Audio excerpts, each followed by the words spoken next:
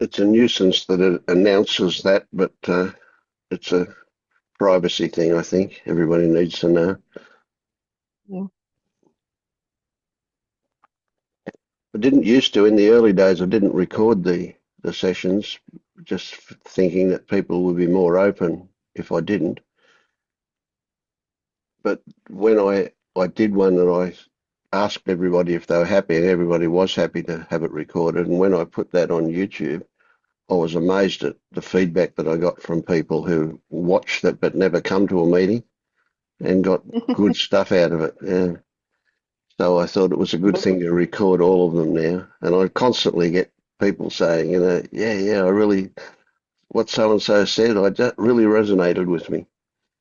Mm. that was me till 2 weeks ago, watching, Yeah, watching. yeah. Well, but it happens a lot. Yeah, which is great. I mean, I think that's excellent. Yeah. Yeah. So how have you been this week? Uh, well, something's changed. Just a little bit changed. I was much calmer than normally. And well, let's see how long it lasts until the next round of the same thing in other form. Yeah. Let's Um, reframe that a bit. Let's look at other possible ways to be more accurate.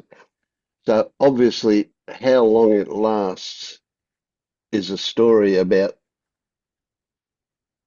well, it's about the future, but it's a weird one, isn't it? It boomerangs back to the present. So, we want it to last into the future, but when it stops lasting, it'll be the present, won't it? So it's a bit of a trick, that yes, one. Yeah. yes, yes. Now, So, is it reasonable to expect anything to stay the same uh, as before or as now? as anything to be static? What I mean is to not change. I hope so. I certainly hope so. Or just, uh, a bit of anxiety was chipped away. So last week I was totally relaxed and there was no anxiety. Now I expect a bit of it to come back, but not whole. So bit by bit, I Yeah. think Okay. I'm. Well, let's unpack that. You talk as though, and you talk very normally, of course, but you talk as though it is a thing that comes and goes. I expect it to come in circles, not the same the next time. Sure. Just Yeah. But is it what is it the is rest it of it to come is back. it something that can be here or not here? So obviously, what we're talking about is a label. That anxiety is a label that encompasses a whole lot of things. Oh yes. Oh yes. Oh yes. Yeah. I mean, the anxiety is the I'm not good enough. I'm anxious because I'm not good enough. I'm talking about going into teaching now, going into lessons, giving Yep, lessons. yep, yep, It's yep. I'm not good enough. So Okay, can that thought in any way make your experience of teaching better? the thought of I'm not good enough, or Yes, getting rid of the thought yes. I'm not good enough. No, having the thought. Is there any way it can have a positive outcome? It can. It makes me prepare more, makes me Okay, work more. okay, yes, yes. So do you It does use have a that positive side. to do that?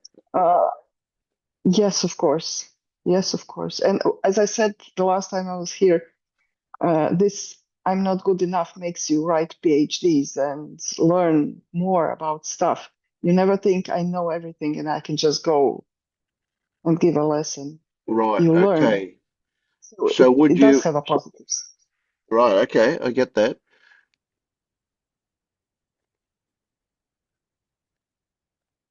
have you experienced everything working out fine without that motivation, or is that motivation always present with any what would you say project that you take on, whether it's a job or Mm. anything? Yeah. It can be also without it. This is you also learn and work and develop and read if you are genuinely interested and curious about what you do. And this is what I prefer Mm, because I'm in linguistics. I'm in this job because I was really genuinely curious. mm, I'm a mm. kind of person who when comparing languages and more of them, I see patterns right away, how Yeah, something in one yeah. language is connected in another. So it is my talent, and I love it really. Mm, And it's better when my fuel is curiosity, then I'm not good enough. I yes, know yes, that. of course. Yeah, yeah, Our yeah, experience. yeah. So somewhere it would appear, even though you know that curiosity is a much better fuel for you, and it's actually going to have better outcome than the other one for sure, because the other one is very structured and limiting in the fact that it's structured and so on, and so you've got to plan what you're going to do and work to that plan, and it doesn't leave any room for flexibility and discovery so much, does it? Yeah. Uh, it it has to in teaching. You have to be flexible because a lesson, a class can go any way, Mm, anytime. mm, You have to be mm. flexible. But it's hard for me to be flexible because I really want things to be a certain way. This Yes. is Yeah. also a source of anxiety. If if I think, well, if a question comes up, I won't be prepared for that. But it never happened. I'm always prepared. There's always something to say. There is always something to Yes. discuss. I don't know. I don't understand myself why I'm Yes. torturing myself Okay. much. So yeah, but what it's quite logical, really, that there, even though evidence has shown you that the curiosity path and the spontaneous path works fine and can even be better than the other way. Maybe that's my Mm, addition to it. Um, mm. there's still part of you that wants that backup, that really feels that Yes, you need to prepare, right? So there's some belief floating around underneath all of that that says, what, just I'm not that good enough? says yes. I think so. And this I'm not good enough comes from, I think, entirely another place. Doesn't have to Of do with course it does, teaching. yes, yeah. And another Yeah, time and another place. yeah, Yeah, yeah, yeah. yeah. It's I've just something. I've just finished doing the third version of that meditation, and I put the link in the chat. So if you go into the chat, you'll see the link for that, the latest version of that, which I did today. Um, Mm-hmm. and it sounds like it's very relevant for you. Uh, Okay. have a look. Have you listened to that one before? One of the earlier versions of Uh, it? I don't think so. The No. last one Okay. you sent yesterday, I didn't. Right. It's not. I was It's not so different. I've just cleaned it up a bit. Yeah. okay. Yeah. But I Okay. think it's relevant. So yeah. So you get that. You can see quite clearly that this underlying, how can I put it? Maybe energy that says I have to compensate for not being good enough by working hard, by preparing. You can see that that's not logical, yet you can see also that it exists and that it is active in play. That's correct? Yes. And you Yes. can also Yes. see that it comes from another time and another place. Yes. Yeah, that even just logically speaking, it's quite obvious that it it it doesn't hold water as the moment we examine it, yet it exists as a spontaneous It's a behavior. it's a big it's a big package. It's I'm not good enough. It is people pleasing. I have to people please. It Yeah, is I have to be invisible. It is many things. yes, It's a yes, huge. right. And it's the foundation for all these other things, for a lot of things. It is a foundation. It is a fundamental thing that, well, you could almost say your whole life is rested on. It Mm, shapes every part of your life, doesn't it? yes, Yeah. yes, yes. So, can you also see, and this is kind of what I touch on in the meditation, but it's also quite obvious and logical that the young you that developed this, it's well more than an idea, this visceral response to a lot of situations of not being good enough, that young you was naive about what was actually going on for what was behind the situations that produced that attitude. Can you see that the young child was naive about all of those other situations, that they were just, how could I put it, totally immersed in their suffering, and so could not see that say any person involved in what was going on was actually expressing their own suffering. They Uh, didn't have control of that either. I think there are two sources for this. One is what you say that other the persons who formed me had their own trauma and they handled out of it. Mm, Certainly, my parents. But there was also, I think there is also another source. When I was a child, I was some kind of prodigy for music and generally. I was like a very, very smart child, a small child. mm. And this How old are was a we kind of talking here? from 2, 3 to Okay, really young. Yeah, what's yep, yep, yeah, yep. what yeah, until early school.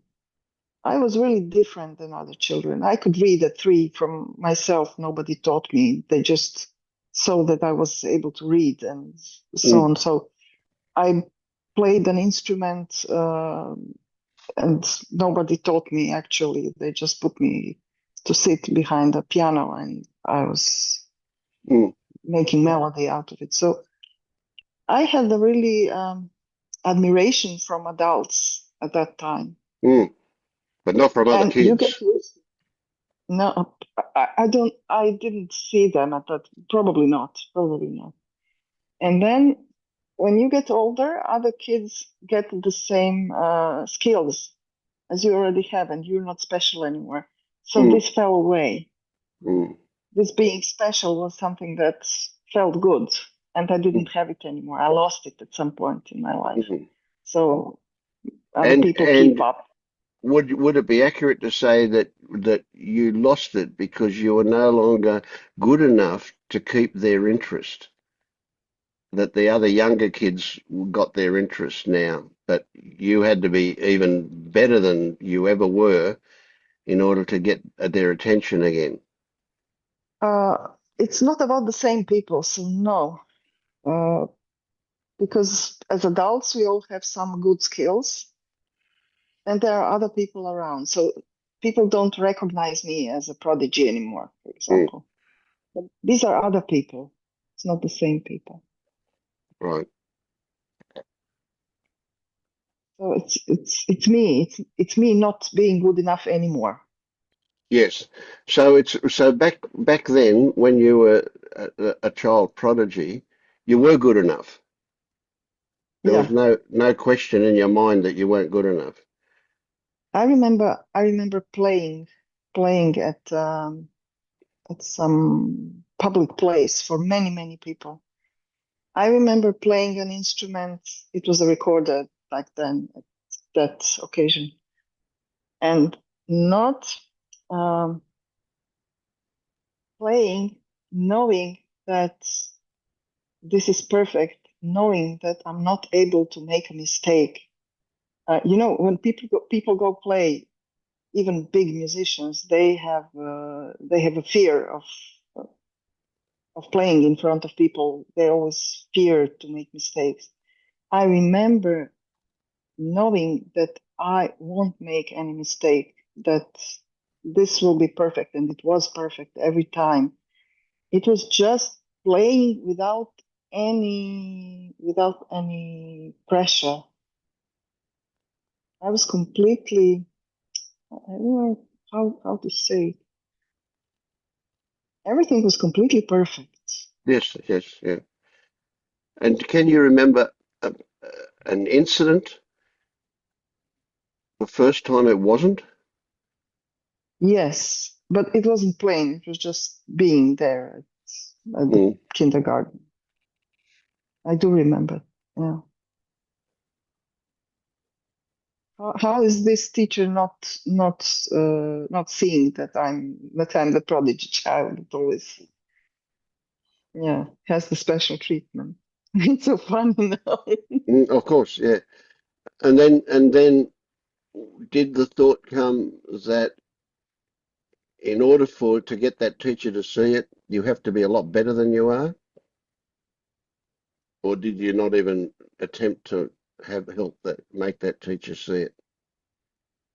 I don't think so. No, no. This wasn't my teacher. This was someone from another group somehow. Uh, an accidental person at that moment there. Mm. How active were you in trying to get other people to see that you were a child prodigy? I mean, and I would guess it would be mainly adults you would be aiming that at. Yes, Were you a I show off? Did you take every no, opportunity to show off? Were you always very no, modest about it? not modest, not showing off.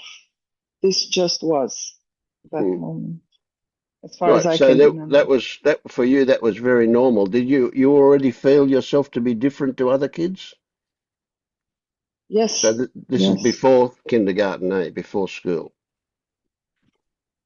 Early kindergarten. Right. Yes. So what were your thoughts about the other kids who were obviously not prodigies of any kind? Did you want to be like Uh, them? No, I was just being me. I didn't see them. They were friends for playing in other situations. I didn't think of them any less or any more than myself. They were for another part of life, playing, Mm, for mm. example. And Okay. Yeah. Yeah. some Did of you them play much had at that age? Did you sorry. play very much, or were you always preparing? Uh, at that time, I wasn't preparing because everything, when I performed, this was just performing Yeah, just natural. Yeah. without Yeah. preparing. Yeah. Uh, well, did I play? We did play. Yeah, I did play a lot. Kindergarten, you just play. Yep. I Yep. don't remember being other than these situations when I performed or something. I don't remember being apart from other children and not playing with them or Mm, playing alone. mm, Although I was very happy to play along. I'm an only child, mm, so I'm used to being alone mm, since mm, always. And it was always a pleasure to be alone. But it wasn't a problem to play with other kids, as it is for my daughter who is on the spectrum. So mm, it was different. mm.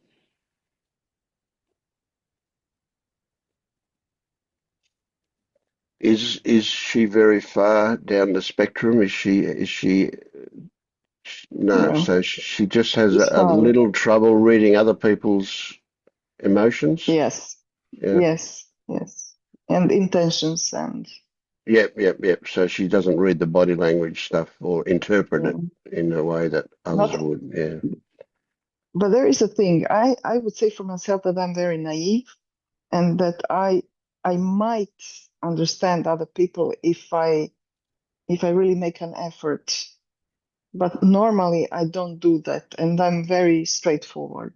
Mm, mm, In a way, yeah. I'm similar to her. Yeah, yeah, yeah. You could well be on the spectrum. I mean, we all could be, of Yeah. course, but yeah, you could be not quite as She is. severe as her, but nevertheless a bit that way. Mm. Mm, I think I everybody I in the start. world is on the spectrum somewhere. Yes. Yeah. I started suspecting myself when she was diagnosed. Mm, mm. Yeah, that gives you a measurement thing, doesn't it? Yeah. Yeah, yeah. So, I mean, as much as I acknowledge difficulties that may be involved in that, it is also a fantastic opportunity um, for you to see things in the detail that you wouldn't normally see things in when you analyze what's going on in a relationship, etc. As a result of this, it gives you a different perspective, one that Mm. you could easily pass over if that didn't happen. So yeah. So I want to hear about the first adult that mm, disparaged or dismissed you uh, in terms of your child prodigy. It was a situation when all the kids were doing something else, I think eating, and I was sitting beside doing blowing a balloon or something. And then this person came and said, "And what is she? Is she something special? Why is she sitting here and not with other kids, eating with other kids?" And that was it. Hmm. Hi, Sheridan. Morning. Yeah. Well, And and that that was and that just it. rocked you, did it? That Yeah. almost physically hit you. What the tone of voice, the disparaging, dismissive nature of it. Yeah, Yeah, I think so. Yes. And I remember it now, 50 years after that. yeah, yeah. So it was obviously significant. A Yeah. big deal. And do you remember that you responded to that? In what way did you respond? What was your behavior?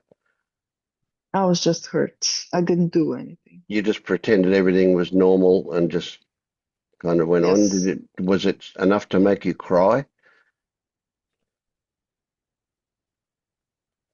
I don't remember. I don't think so. But I Hmm. was very hurt. Yes, yes, yes. And so An equivalent, yeah, you would expect that, equivalent to yeah, go on. equivalent to cry. Yes, yes, Whether yeah. I cried or not, it Yeah, doesn't it doesn't matter. matter. Yeah, yeah, yeah. And did this episode change the way you saw yourself, or did it change the way you related to adults, or some adults, or just other people? Uh, this episode probably didn't change anything to the way I played, for example. So when playing instruments, because because I remember there was some occasions after that that I had to perform, and I performed as always. So no, it didn't. It didn't change my ability to play. Hmm. Um, so somehow not. And my relationship to other people, to other adults, I don't know. But maybe my relationship to me, myself, because at home, prodigy in the kindergarten, prodigy at school, but at home, there was mom who didn't see me as a prodigy. I was her child. I was her only child, nothing to compare with. Mm. And my parents were working people, not educated. They didn't know what to do with me, what to do Mm. with the child. Mm. Yeah. And she was really never satisfied. Whatever I did, it wasn't enough. So So that now this we have episode, yeah, go on. the first the first episode is like just a part of what was going on at home. I don't know. Now now I'm now I'm somewhere where I'm not sure anymore. When Not I sure of talk to what. you, when I answer your questions, whatever I say, I'm not so sure. Mm. It doesn't click, you know. Yes, yeah, yeah. Okay. The answers don't click. Well, that's what we're looking for. We're looking for bits that do click. Yeah. Mm. So what I'm thinking is that at this point, when this woman said that to you, uh, that we have a split, a beginning of a split. So the child prodigy continues to be able to play perfectly and still be a child prodigy under the circumstances where she is. But the personal you, I want to know if that incident caused a different relationship with yourself. Did you then adjust your view of yourself as a result of that incident, or did it take more incidents for that to happen? It might have taken more. It might have taken more because the prodigy phase lasted on. This was the kindergarten, playing instruments, reading, being able to read at that age. Then I came to school, to real school. Also, my first teacher, she just let me when I was 7. She let me read books behind in the classroom while she did other things with other kids Mm. because there wasn't anything to do for me. Yes, yes, yep, yep. And then there were two suggestions for me to skip classes, but my parents didn't want me to do that. They wanted you to be normal, I suppose. Yeah. They feared that I would lose my friends who Mm. came with me from the kindergarten. We were all together. Mm. So the friends were good. The friends were good. Yes, I did have good friends, and I was connected to them. Yes, okay. And I remember I we still have contact. Mm. So Great. these are all Yeah. old friendships. Um, yeah, it lasted on. It lasted on until uh, so it was until 10 years old, and then the school in Croatia where I was, the school changes. You don't have only one teacher, but you have a Yes. teacher for every subject and so on. Yeah. Yeah. Like you go to high So school. Yeah, that happens. Yeah. yes, so this is when the things started to fall apart. I had to put in more effort. It wasn't so easy anymore. other kids were also able to put in effort, and there is a rivalry. There is a rival. Yeah, there comes a rival then, who wasn't as prodigy as I was, but she was very, very hardworking. Mm. And what came easy for you before now required you to work. Yes, Mm. yes, yes.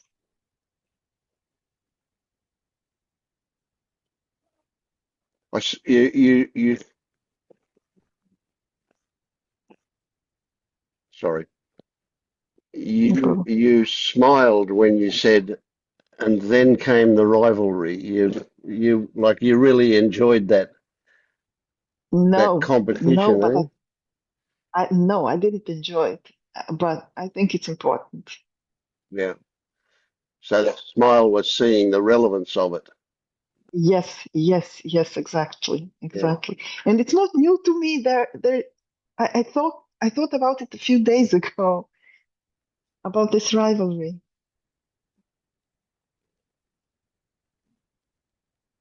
This must be important. Yeah, this must be important.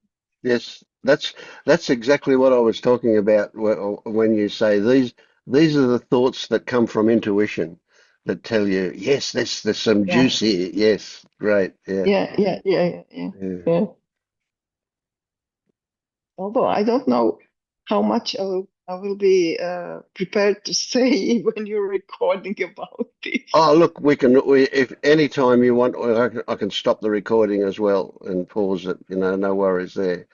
Yeah, Or and if tell you you. really want, we can have a one-to-one session. I'm really happy for that, although we are kind of having that today. But yeah, Yeah, yeah. we can do that at any time. Yeah. Okay, I'll be happy for one-to-one session, and this is something that will not go away. I won't forget about it because this is important, and Yes. I was thinking about it. I told you a few days ago, and this is Excellent. something I would really want to resolve. I would really want to resolve. I still Mm. work with this person. 50 years on, I'm at work with this person. Yeah, yeah, yeah, of course. I mean, it's amazing, but really amazingly common how people bring the past with them into the present. Oh yes, Yeah. oh yes. Oh, yes. So okay, for this topic, please, for a closed session. Yep. Okay, no One worries. to Have you one. got the link to get one? I'll give that to you. I don't have a link. I'll give you a I link. don't Yeah. have it. And there is just that one small thing I want to tell you. What happened last week? Probably not connected to this, but I liked it so much. Well, for the almost 2.5 weeks I spent with my parents now, which is a difficult situation. And my mom, she has a cat, and the cat is really, really patient, and my mom is like obsessed with the cat, and she makes. I'll just take the uh, and my mom tortures the cat, and the cat has to do what my mom tells her. So at one point, I was watching my mom trying to control the cat, and it's a cat, it's not a dog. It doesn't do what you want. And I watch, and it raises a tension with me. And I think to myself, you cannot control the cat. This really annoys me how you try to control the cat. But then I think what everybody was saying the last time I was here. Try to see why you're triggered. What's the trigger? Good. And I'm Good. looking at the trigger. I ask myself, what's the trigger? And I think, okay, I don't want my mom to control the cat. I want to control my mom, not to control the cat. Great. That's good, isn't it? Beautiful. Yeah. It was so funny. It was so Yeah. funny. And then I thought, oh, great, great. I can do that. I can do that. And I was waiting for the next time for something to trigger me, especially when it comes to my mom. Nothing came in a week. She didn't. I mean, she has really advanced dementia. She does. weird things. Yeah, yeah, Nothing triggers me anymore. She can do whatever she wants. yeah. It's interesting, that one, isn't it? Yeah, And, it's me trying to control, wanting to control her. And she controls the cat. She controls the cat. What can I do? yeah. So see, even that one, that's that desire for control that will sit on top of a much wider base than just controlling your Mm. mum. I mean, Yeah. obviously that becomes, but it bleeds through into other areas as well. So control issues are Mm. certainly, and part of your preparation is a control thing as well. The need Yes, for yes, yes. control. Yeah, There will be lots of control with me. There will be. I know.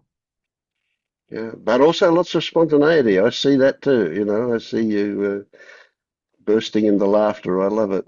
Yeah. Yeah, and I come to your sessions and I start talking about things that I really didn't think I will be talking about.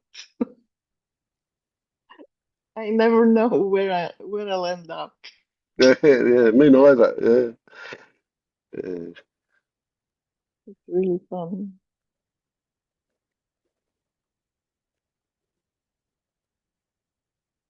So, yeah, this was my week.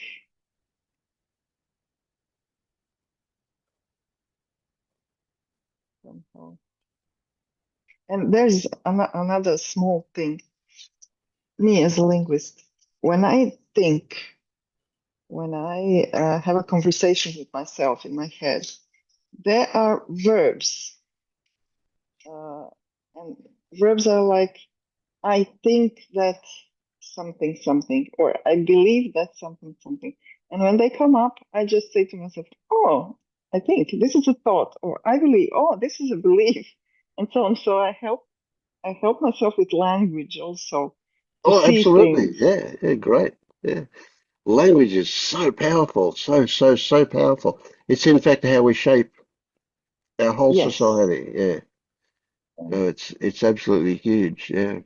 I mean, and that's what I did with that meditation when I got a program that gave me a transcript of the one that I did spontaneously. And then I went through Mm-hmm. the transcript and modified words and things to do it better. But yeah, it's a really big part of the way I work, just to notice what words people use and what the context of them is, and it's so revealing, and it's such a good way to get into places as well. Mm. I mean, we have to start there, don't we? We can't do anything without that. So yeah. Yeah. Yeah.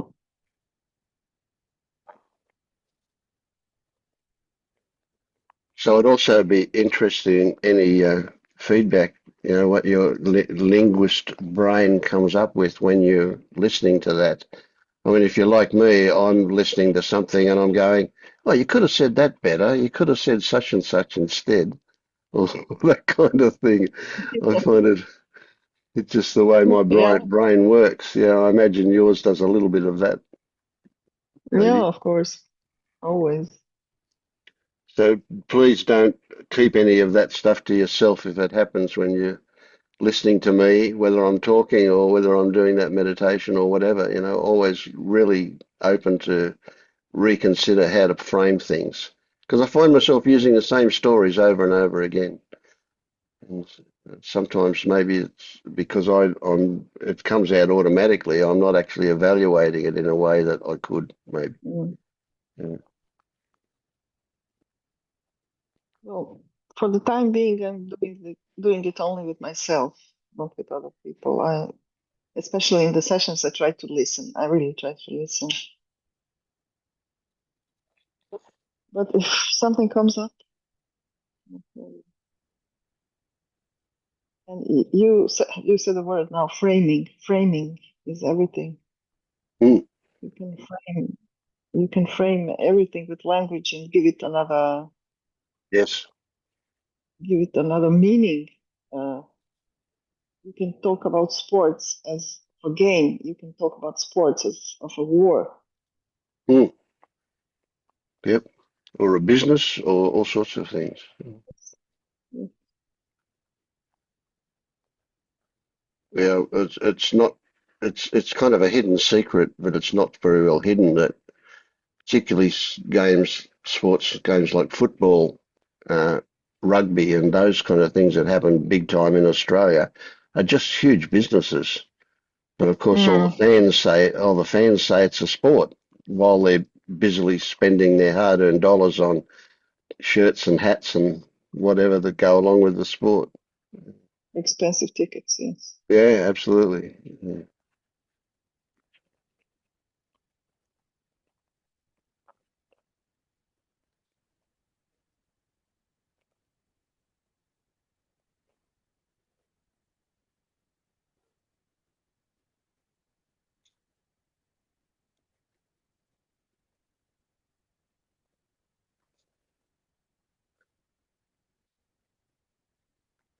So one of the really big things that makes me feel really good about you, or what I've noticed with you, is that things are changing, and you're open to discovery, um, and you're not inclined. Go away, you go on, over there. Go over there. The dog wants to be touched all the time. No, Um,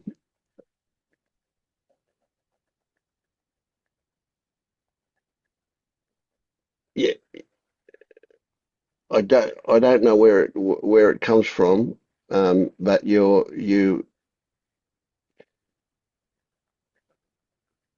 appear to have an analytical way of going about things, rather than an emotional response to things. Well, not of course there's going to be emotion there, but it's not something you lead with like other people yes. do. Yeah, Yeah. I'm left-brained. yeah, yeah. But you're becoming very right-brained very quickly. I mean, I'm noticing that. That's a lot of that stuff is very much a right brain, but that doesn't mean that the left brain stops working. It just means that it stops doing what's unnecessary anymore, because we realize we don't need either side of the brain to uh, to do a lot of the stuff we do. They'll just happen with other parts of the brain. Yeah. Mm. Um, I'm a bit surprised how quickly I opened up, because this is very intimate things in Mm, the end. But on the other hand, as I said, I'm really, really long into it. I'm long into it. I've been interested in these woo-woo stuff for all my life, despite my left brain and science and everything. There's just a feeling that something must be there. There is yeah. something there, Yeah. and it really, really interests me. It piques my interest very much. Mm, So this is one thing, and so I'm so long in it, and I'm so long in these stories like Daniel Ingram and Shinzen Young, and this was my first touch with mm, self development, so to speak. And then Angelo Di Lullo and all the others, Rupert Spira and whatnot. yeah. Mm. So it's been really long. So, and I felt this suffering. And it was really strong. Suffering for I don't know what. I'm not able to explain why I'm suffering, but there is something in me Mm, uh, torturing me, mm. and I need to get out of it. So I opened up somehow in an unknown group to unknown people, and I thought myself, what? You totally surprise yourself. Yeah.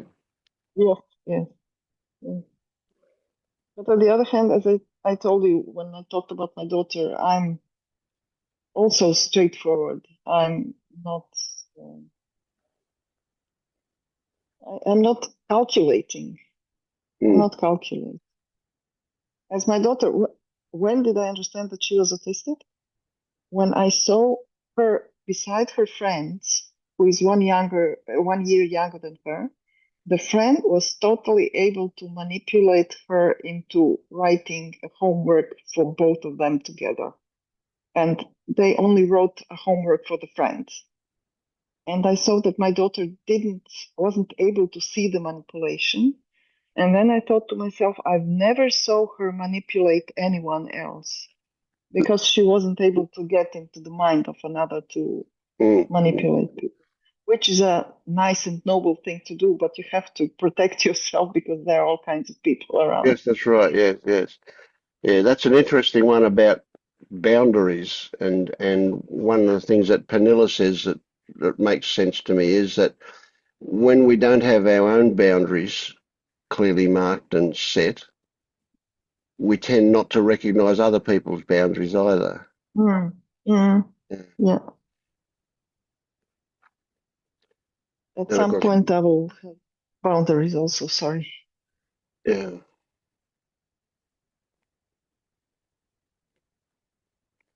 So I have this story that there's these kids that, let's say, they turn out to be weirdos, and so they then, as a result of that, they're then focused on the disparity, the incongruity of other people and of the way the world works. You know, it's kind of says one thing but does the opposite. You know, it says we're all for peace, but then they start a war. You know, um, Mm, that incongruity, that kind of is recognised. I used to think that maybe it was a DNA thing, you know, that some kids had that DNA, but no, I think all kids have that ability to that because of the fundamental goodness, the fundamental openness, the naivety, the innocence of young kids. I think that everybody can see that there's something wrong.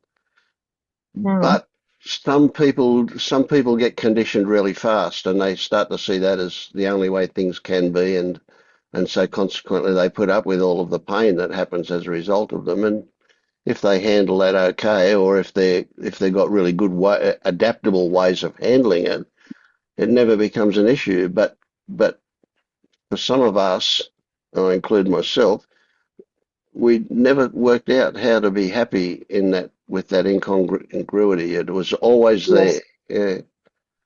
Yeah. Yes. I discover many things about me looking at my daughter now Yes. Yes.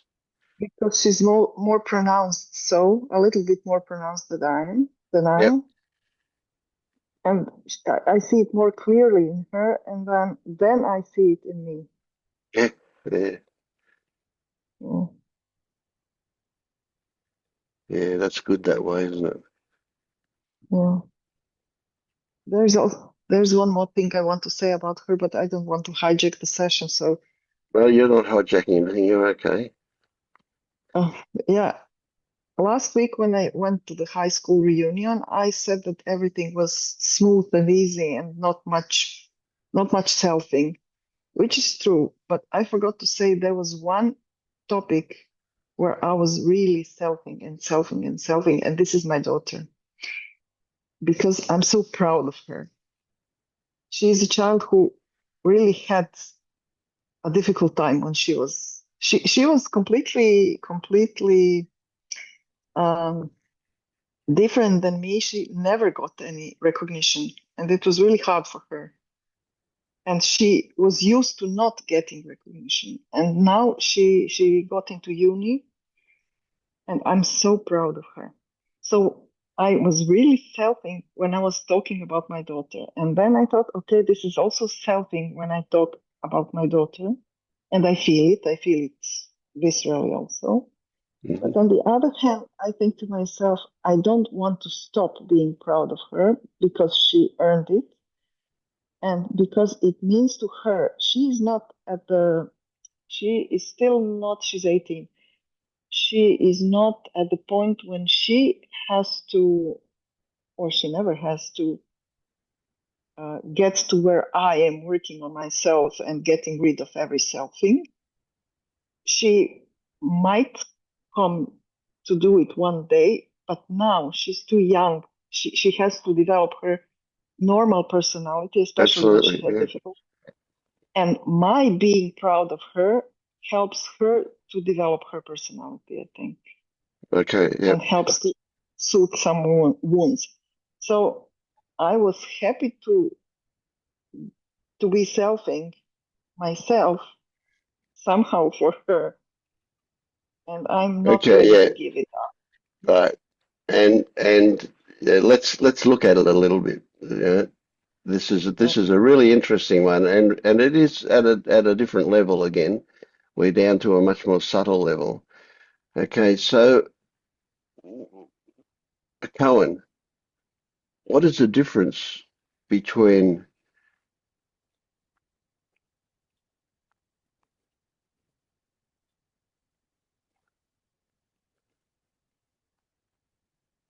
let me come back and think about that one for a minute. Um,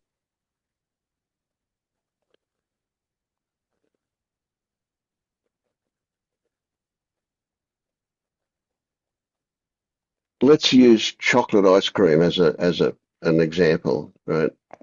You can you could say I want chocolate ice cream, and they're just the words. But if you then look at what you're feeling about that, you'll recognize that there will be either very little or a lot going on that's associated with I want chocolate ice cream. And it could be stories like what will happen if I don't get it. There will be stories like how good it will be if I do get it. Or there'll be, oh, I just recognize that that was a thought that passed through and I expressed it as, oh, I want chocolate ice cream, but it makes really very little difference whether I get it or not. Right? So there's all these ranges of feelings that go behind that statement. And so the first question I would ask you is when you said you called it selfing. When you said you were selfing about being proud with your daughter, it may well be selfing in that if you were feeling um, puffed up about your role in her excellence, Inversion. Yeah. yeah, then certainly it is selfing. If you were just experiencing sheer joy, that doesn't have to be selfing at all. Oh, okay. There was a bit of both, of course. Yes, yes. And and and I think a key point is, did you see that? Right. So then it's Yes. not a case of looking at, oh, I'm really proud of what she's doing. That's what comes up. It's what's underneath that, what triggered that. And if it was, must mean I did a good job, selfing. Or I'm really pleased that she is not selfing, but joy. Great Mm. joy can exist and we don't call it selfing if there isn't those hooks into it Okay. that puff Yeah. up the ego and go, I'm a better person because. Uh, both more joy. There was really joy. There's really joy for her. Uh, but on the other hand, I literally uttered the sentence, and but it was more joke than truth. Uh, I also said, and I'm happy for not just for her, I'm happy for both of us, for my husband and me, because we also invested a lot of it. I mean, well, she is a ballerina, This means taking this child every day for the last 11 years to her trainings. First, what she did, she had to endure it, but she loves it so much. She really, really loves it. It's not difficult for her. But it was also for us going somewhere, waiting for hours until she finishes. And so we also invested a lot in it. So I Yes, said, I'm yes, so happy for her, but I'm also happy for us because everything we did wasn't in vain. yes, yeah, But it was more of a joke. There yeah. was And a lot of joy, I suffering. even wouldn't see that's descriptive, you know. It's Yeah. if there was the hooks in behind it that says, "Oh, aren't we good parents for having done that?" That's different. Mm. If it's a recognition of that all that work and time, you know, we put in a large part of our life into doing that, and that's just a description of that. But you also then tell yourself the story that it was worth it. Mm. So That there it was was worth it part gets a little bit close, but yeah, not lot of selfing, not lot of selfing there then. yeah, Maybe a bit. yeah. So I used to use this as an analogy back before my hand and my arthritis. I played golf. I played a lot of golf. I enjoyed playing golf. And I don't know if you know much about golf, but it's an amazing sport that shows you your true self very quickly and very forthrightly. Um, so you get up there, and all the intentions in the world are to hit a good straight shot down the middle of the fairway, and you hit that ball, and you don't know until it's in the air whether it's going to go right or left, or with a small chance it'll go straight. But usually it'll go right or left or somewhere, you know. So then so what we've got is we've got standing up there on the tee, hitting a golf ball, and it's a good shot, and I feel good about that good shot. I feel some joy that it was a good shot, but I don't for a moment go, I did it. It happened Yeah. is the thing. Yeah. Now this gives me an out because the next time I step up there and I hit it and it goes wildly off into the bush somewhere, it was a bad shot. I feel disappointed because it was a bad shot, but I don't take it personally. It wasn't me that did it. You know, there was just me and the club and the ball and the wind and the fairway and the bush and all of that stuff together all conspired to do whatever turned out, but it wasn't me. See, so it goes both ways. I can feel joy and I can feel disappointment, but I'm not berating myself or I'm not congratulating myself. I'm Hmm. just feeling joy and I'm feeling disappointment. Okay. What I would say, there wasn't a lot of selfing then in being proud of my daughter, but there will be and feeling that I am responsible for an outcome. There wasn't much of it at that moment in that situation, but there will be with me in some other situations. But I Hmm. think that is also connected to the what we talked earlier with the control. With the control, what do I control? What can I control? Hmm. So Nothing, nothing and when nothing. I think maybe, but I don't know that. Hmm. Maybe that when I think that I'm controlling something, then I have the impression that I did something or something Hmm. good or I Hmm. did something good. That must be. But this will be a big chapter for me, I think. Yeah, yeah, yeah. So just for the moment, just watch the the connection between the activity and the sense of the feeling of I did it, I controlled that. Right? There's a connection between the activity and that feeling. and that connection is going to be thought, a belief. So just Okay. be relaxed and watch out for that connection between the two. The moment you see Oh, it, all control will be just no longer an issue.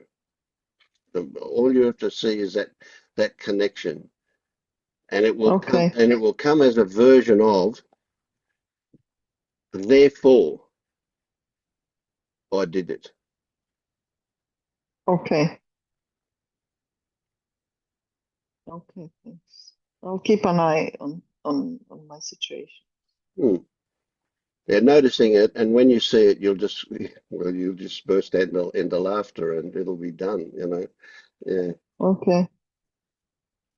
Okay. I hope I won't forget this, but if I forget, then it means it wasn't ripe enough. yeah, absolutely. That's right. Yeah, and if anything doesn't germinate, we'll give it a second go, and it'll come back. It'll keep Hmm. coming up until it's done, whatever. But yeah, I Hmm. mean, we throw a lot of seeds out, and only some germinate. Well, we'll just keep throwing them out. We'll eventually get them all. Yeah. Okay.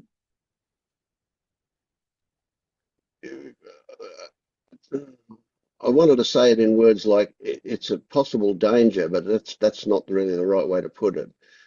There can be um,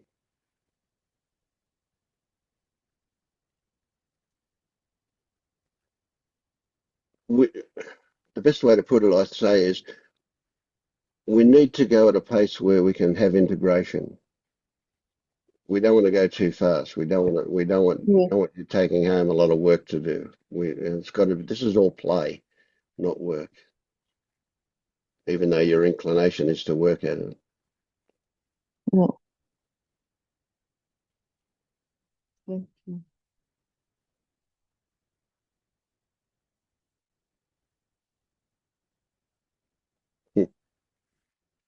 Thanks a lot.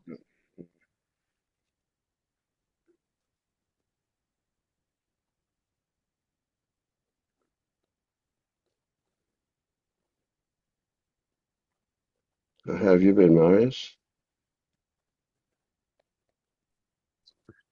I'm been pretty good. Um, is there anything to report? I guess I've noticed that it's less serious for me, this whole thing lately. Good. It's more um, yeah, just play. Whereas before it used to be like I need to get somewhere. So Yeah, yeah. Gonna work on it. Yeah. yeah, so that's been nice. I feel like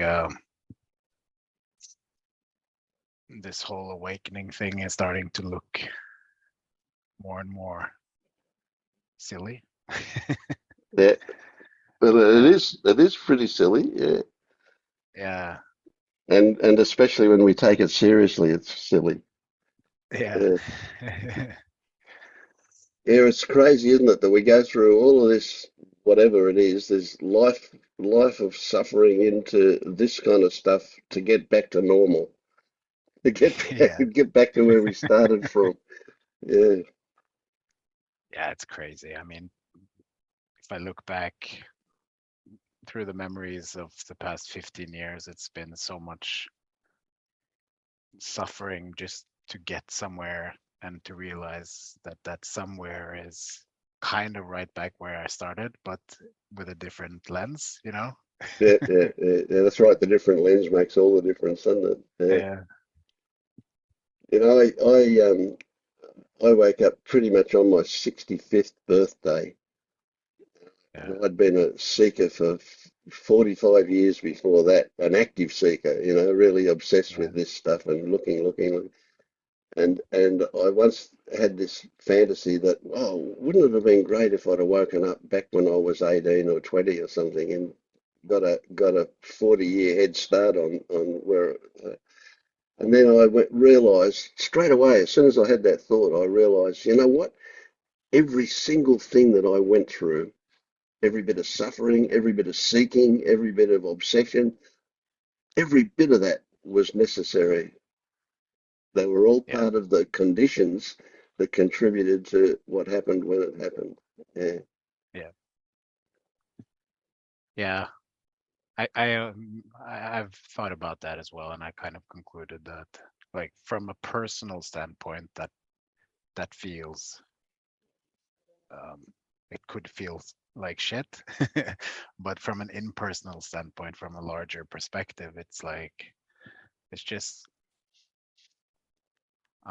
another life experience. It's not.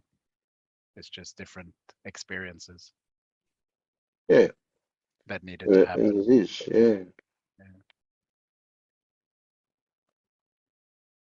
But you're still young enough, to have a lot of years of this stuff in front of you. What's going to Yeah. stop you from going back to sleep when you're not actively doing things like these groups or? I don't think that's possible, to be honest. I don't think I'm going back to sleep.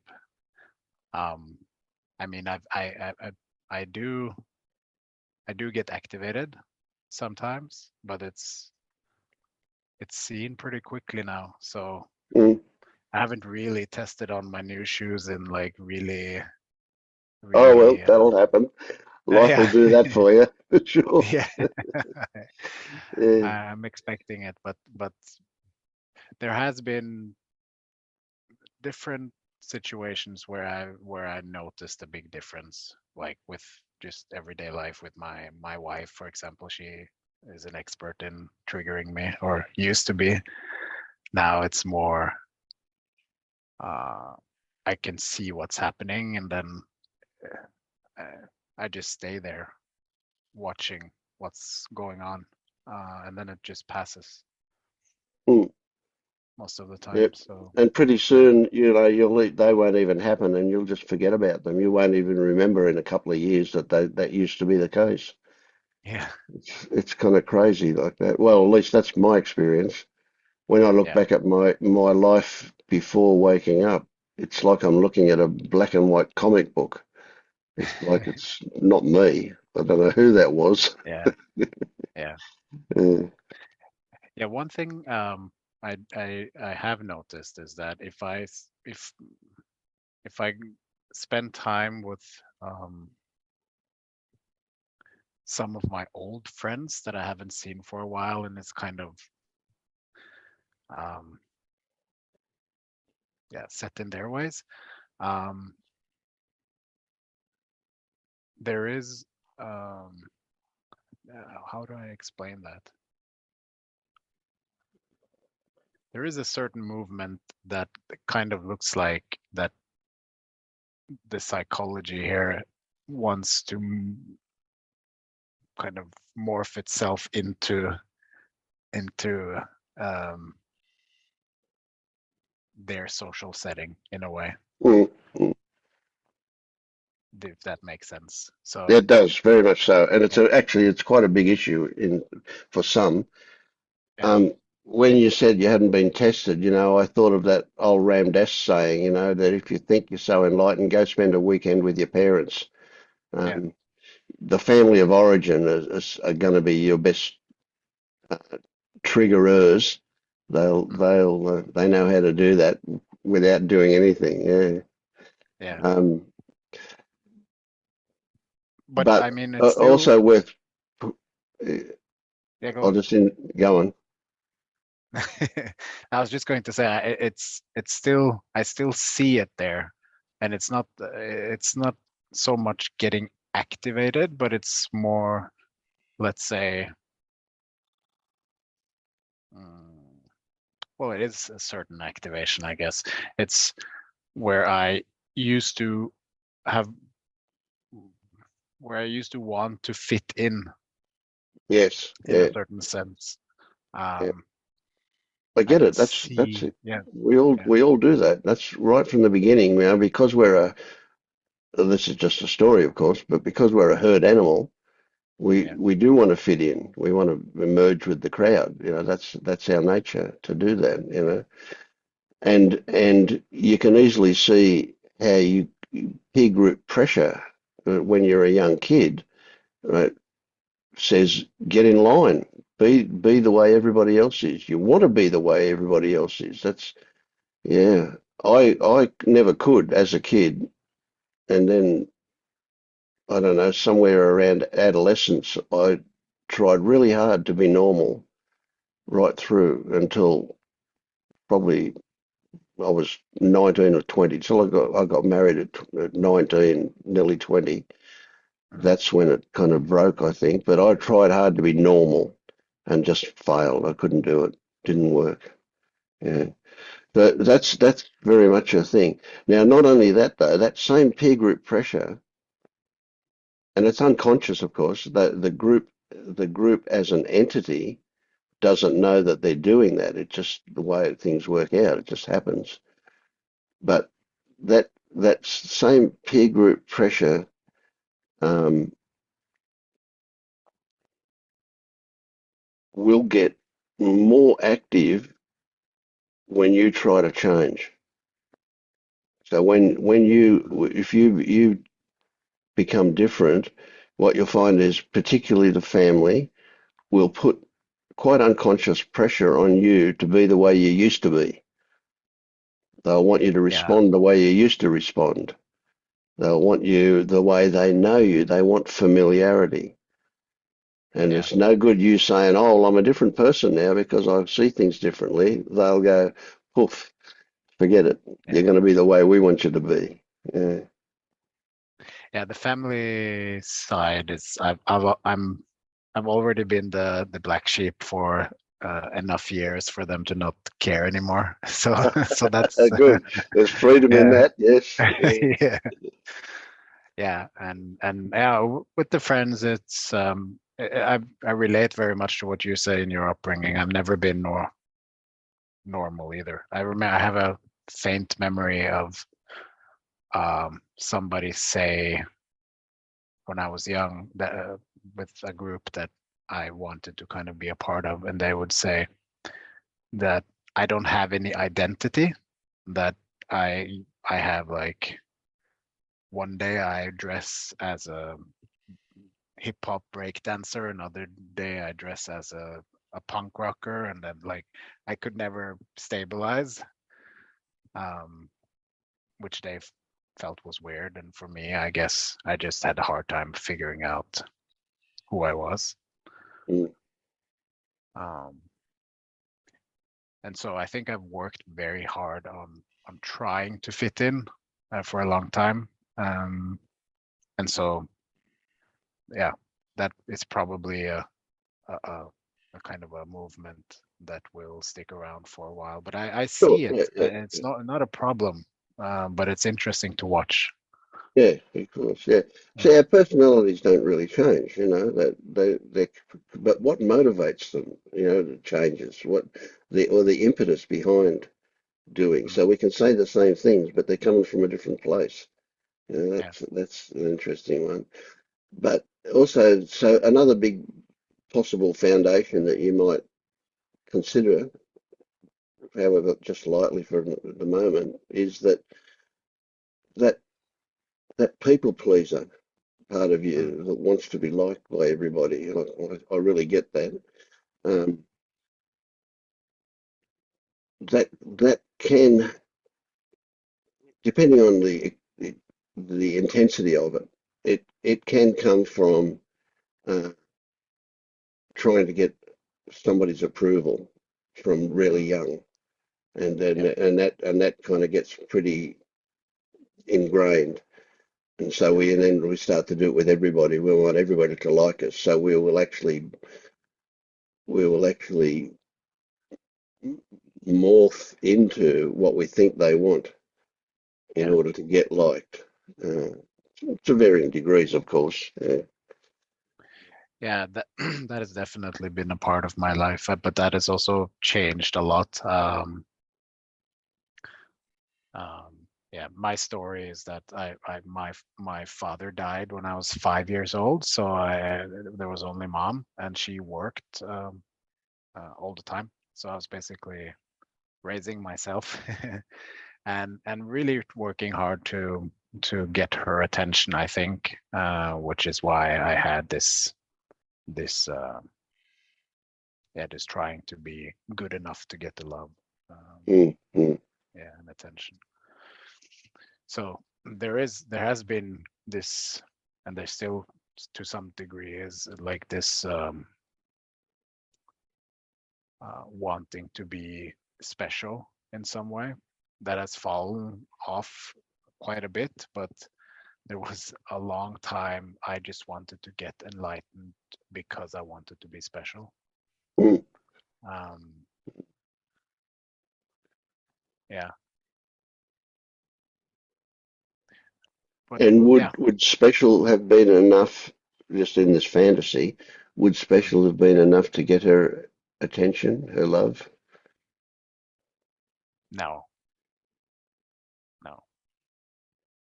Because you can see quite clearly that she can only express her own conditioning. Yeah. And she has her own big sack of conditioning as well. So I've seen that and even forgiven her for it. So Yeah, that's good. Yeah, it's good. Yeah. Have you, this is a little bit of a trick, have you forgiven yourself for not having forgiven her before you forgave her? You get that? Yeah. I haven't really thought about it like that, but the way I've kind of came to that forgiveness is just understanding this. First of all, understanding my own conditioning and how that plays out, and I dealt with a lot of guilt and shame before, for different ways I used to behave. And but in that, I could also, with those glasses, by forgiving myself, I could also look at other people in my life and Yeah, forgive them as well. absolutely. Yeah, that's great. Yeah. Yeah. Yeah, so you have forgiven yourself in that way. Because that can be a big thing, you know. We can hang on to that guilt if we don't do something Yeah, almost active like that forgiveness of ourselves. yeah, Yeah. for sure. There still is like a small, like I have a grandmother who I lost contact with pretty much after or sometime after my father died. And we didn't see each other for like 20 years or something. Okay. And then she got bone marrow cancer. And somehow I got in touch with her because I felt a lot of guilt towards just abandoning her because she lost her husband, my grandfather, and her son, my father, pretty quick. So she was almost alone. She had a daughter, but still, So it's two you're big only losses 5 years for me. old at this stage.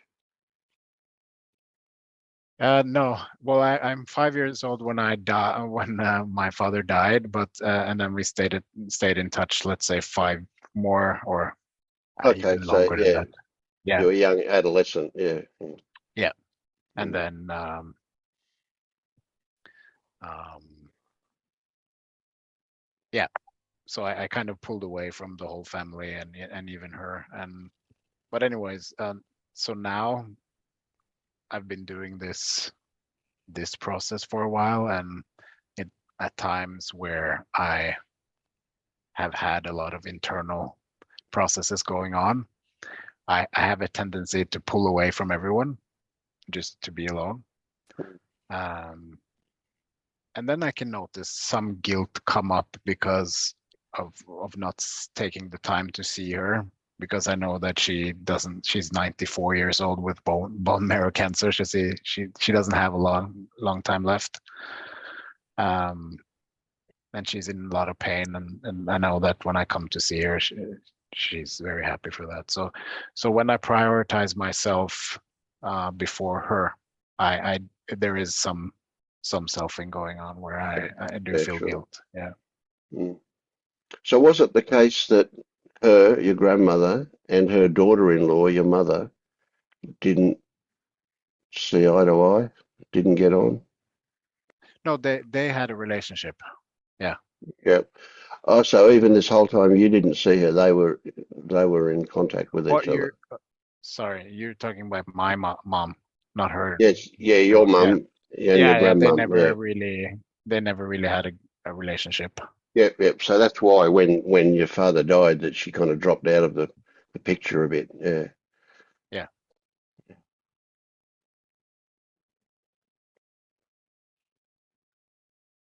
So you didn't did you have are you aware of having any feelings or thoughts about your relationship with your mother as a result of getting back in contact with your grandmother? Did they impact on each other? Well, my mom always felt a bit sad for me pulling away totally from my grandmother. I think she felt, well, maybe even guilt, maybe not even sadness, but guilt, Mm, or mm. or both. So she was happy that I kind of reconnected again. Right. Good.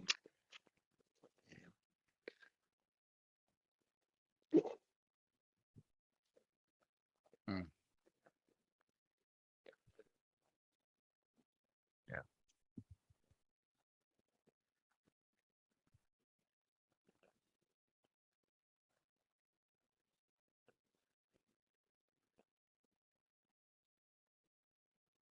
Hmm. I've dried up. Um, Sounds like you're in a good place too. Yeah.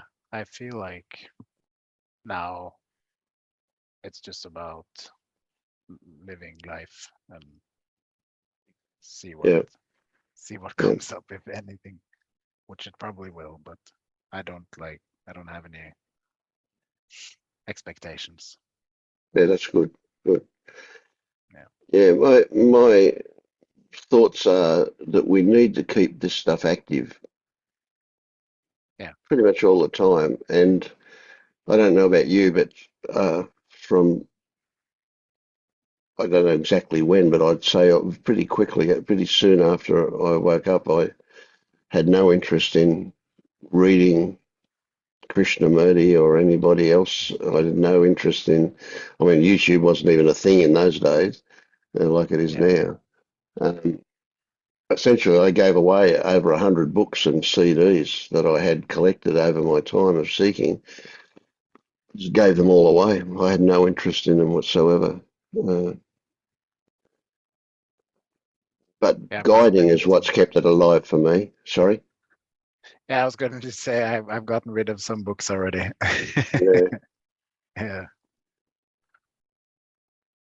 Yeah. So staying in contact and keeping things alive, I think, is an important issue. Otherwise, that conditioning is so pervasive that it can start to suck us back in without realizing it.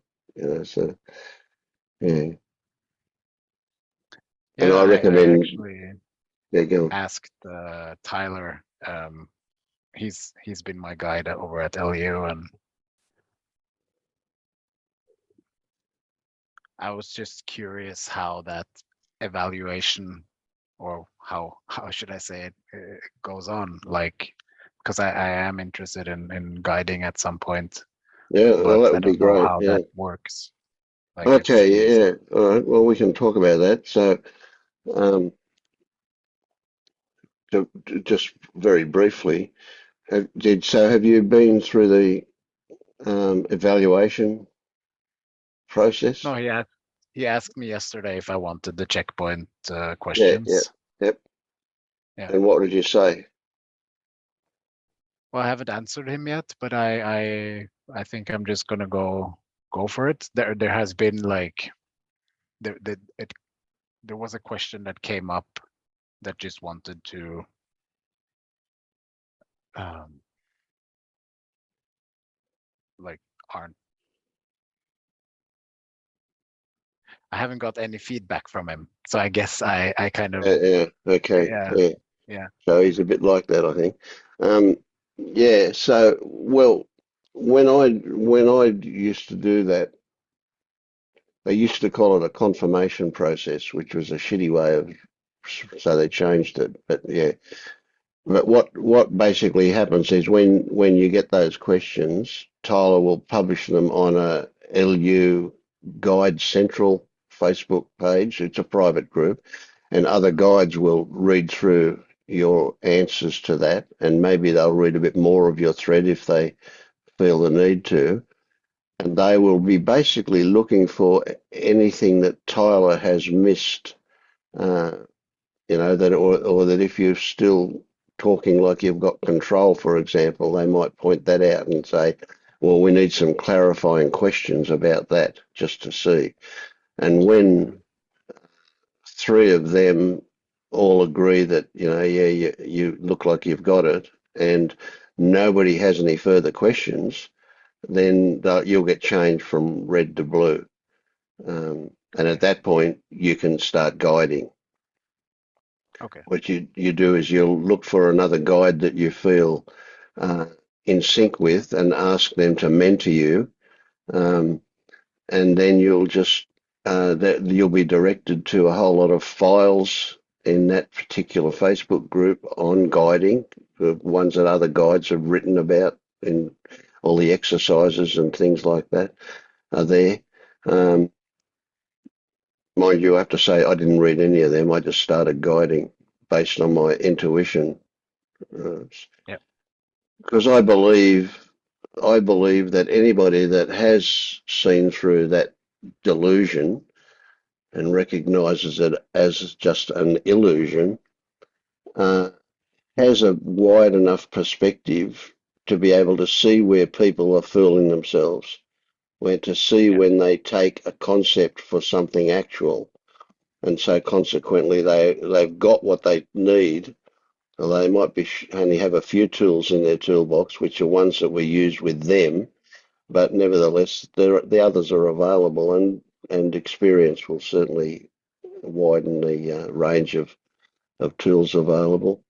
So yeah, guiding is a great way to do it, but it's all very relaxed, and you don't need to be so ever. So if I was reading your answer to the questions, and I don't tend to do it these days, um, I would be looking for your tone of voice more than your words. I mean, obviously your words are going to be important if they clearly show that there's still a delusion going on there. Um, but if otherwise, I'd be looking for at the way that you respond to the questions, um, more than what your actual words were. I'm interested in a certain tone that tells me that somebody's awake. Yeah. And without reading your answers, I would say no problems. I'll confirm. So, yeah. Okay. Yeah.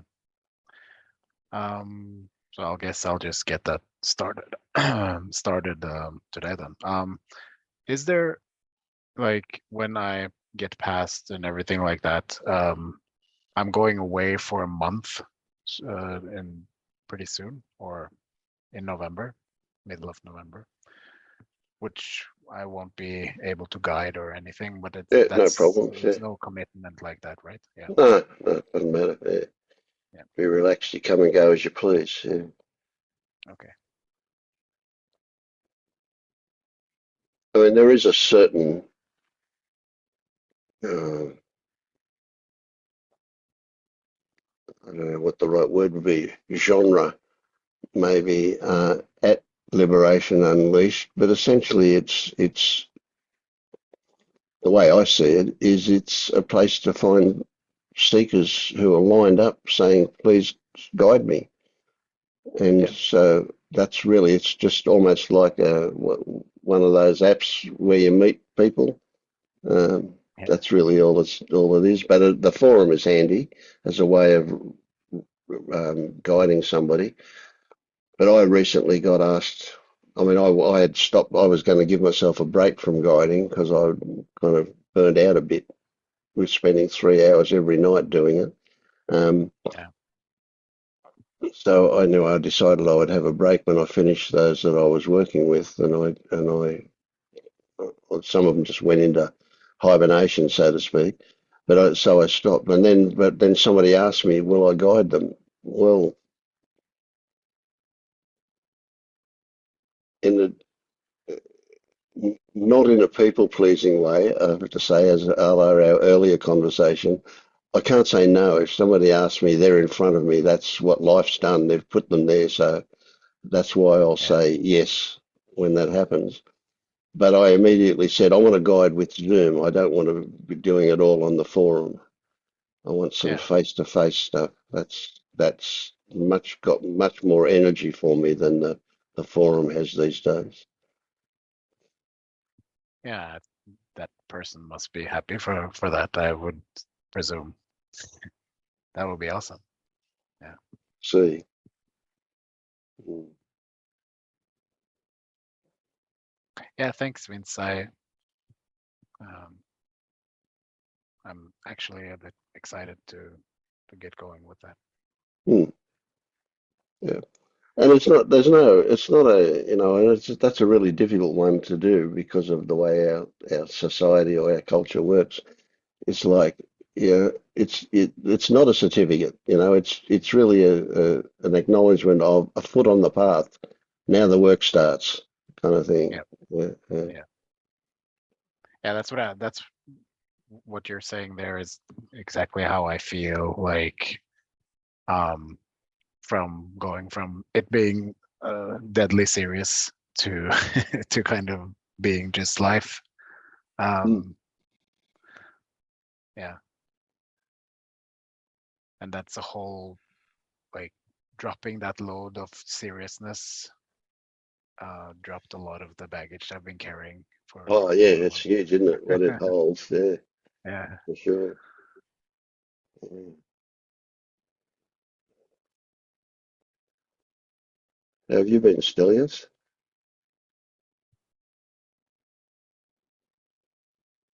Hello.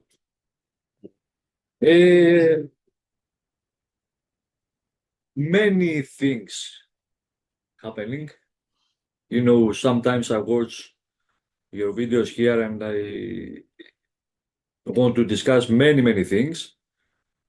And some other days I have no idea what I want to say. But there are many discoveries. Like I have the feeling the last days that it's like outside looking in. Let's say that I'm a bubble in the water, and all that it's real, it's the environment around the bubble, and the bubble is just empty. So the bubble could not exist without the water. And okay, I have many discoveries like this, but then it goes to the other side, and it's a lot of chaos also. A lot of what? Like a lot of chaos, destabilized again. Oh yeah, yep, yep. Yeah. I had many questions, but I want to ask you a simple question. Uh, for example, I'm a smoker, okay? I smoke. Mm. And I have seen clearly that there is no control, okay? Any point to control not smoking, it needs an eye, right?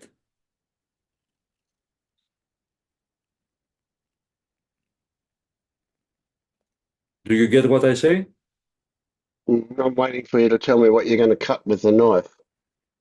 What? No, an eye. He said he needs an eye.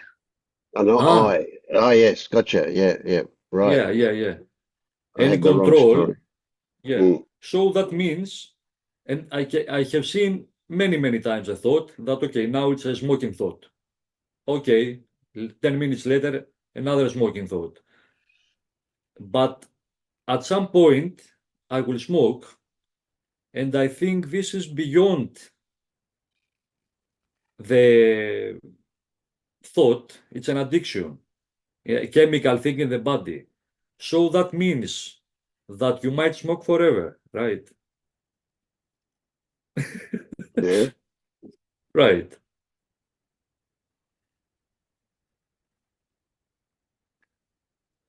But an addiction isn't an addiction. It's that's a label for a whole lot of things that go on. Yeah. I Is can see food in many places. is food an addiction? No, no, no, no. Is breathing an addiction? Of course not. No. So if we get away from the idea of trying to describe it as something or to put a label on it, like addiction,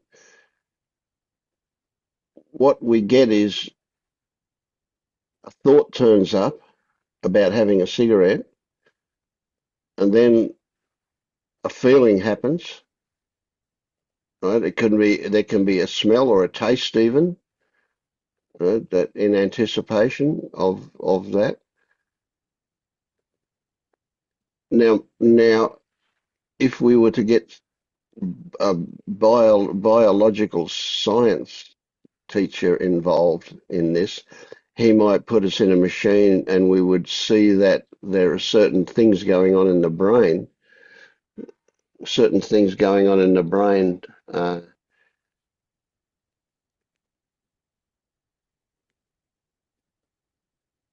that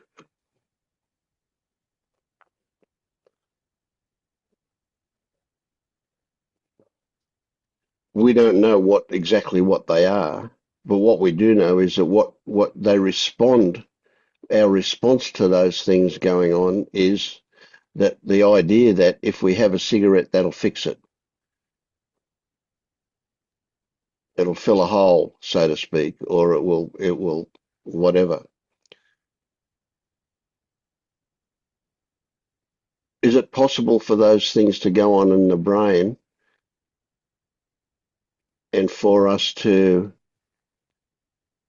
postpone the satisfaction of having a cigarette because of circumstances? So the idea comes up. So that thing happens in the brain, okay, and then the thought turns up.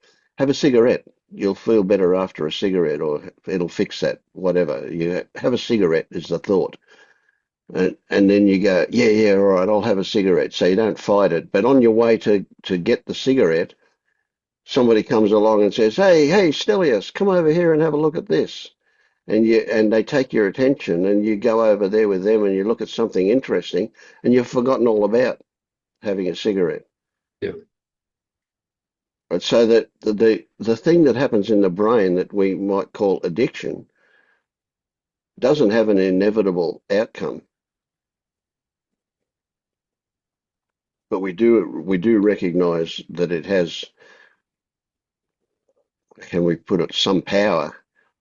The pull is pretty intense if we don't get diverted away from it. So what I'm saying Yeah. is that cigarette smoking is in fact a huge number of different things going on. So many things that we couldn't, if we made a list, it'd be pages long probably. But we know that it can change. We know that when we've tried to change it, it hasn't worked. Yeah. Huh? That's my point. Yeah. Yeah. When I used to smoke cigarettes, and I smoked a lot. When I did, I smoked 2 or 3 packets in a day at one point for a while there. That's back when they were pretty cheap too, but a long time ago. But I used to joke. I said when I gave up smoking, I said I've given it up many times, and then I started smoking again. Me Sometimes I too. gave it up for a week. Sometimes I gave it up for a couple of months. I once gave it up for Me 2 too. years. 2 years Me later, I too. Yeah. started smoking again. Yeah. Yeah. You think, wow, what's going on there? Now it's been 44 years since I smoked tobacco. I don't really know what went on. Something did, and it changed. It happened before you wake up or after? Oh, yeah, well before I woke up, yeah. Okay. 20, 30, Because I 30 thought, years before. okay.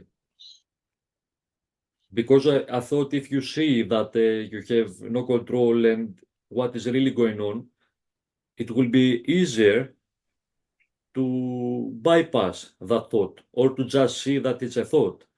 But I observe that, okay, let's say that I now have a thought. If I really look, there is something in the body. Let's say I'm bored. Let's say some energy wants to move, and I prefer to not follow this energy and just smoke. But after this, making circles, at some point I smoke without realizing because I think then it's the chemical. Let's say you skip it for 1 or 2 hours, then it becomes chemical. I don't know. But the thing, when I try to not smoke, this is also a huge ego that I will control. So this confuses me. What is true? What is true going on here? Do you get what I mean? Yeah, I do. Yeah. And a couple of things come up for me here. One of them, the thing with control, I think, what I'd like to say is this.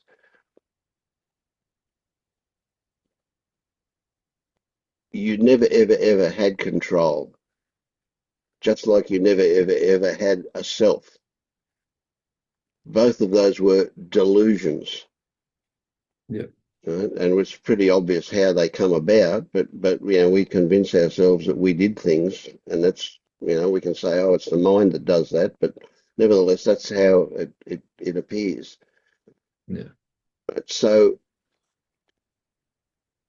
saying you're not going to have control doesn't mean you've lost control, because you never had control. Yeah. I All you're get going what to you mean. lose Yeah. is the idea that you had control. It was the idea that you had control. It's just like the idea of a self. Well, both of those things are ideas. They're concepts. Right?